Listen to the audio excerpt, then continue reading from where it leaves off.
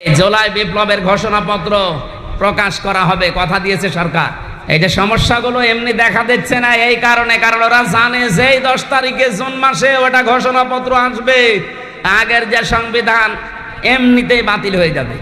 আর ওইটা বাতিল হয়ে গেলে এখন যিনি আছেন চুপ্পু মিয়া, চুপ্পু শেষ, কারণ উনি অবৈধ হয়ে যাবে। নতুন করে এই দেশের রাষ্ট্রপতি নতুন তৈরি হবে জুলাই বিপ্লবের ঘোষণাপত্র অনুযায়ী। এই দেশটা আবার দাঁড়িয়ে যাবে, আমার বিশ্বাস। আমাদের বিশ্বাস হয় না?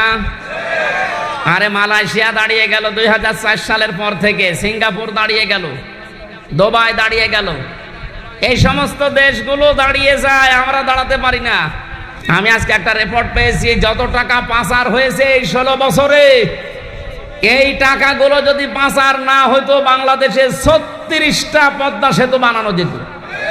মেট্রো রেল 430টা মেট্রো রেল বানানো যেত বাংলাদেশে টাকাগুলো থাকলে। এত ঋণের বোঝা দিয়ে উনি এখন চা খাচ্ছে, আর মাঝে মাঝে চিন্তা করছে যে আমি শর্ট করে ঢুকে পড়ব। আমি আল্লাহকে ভয় করি। কাকে? আরো জোরে বলেন।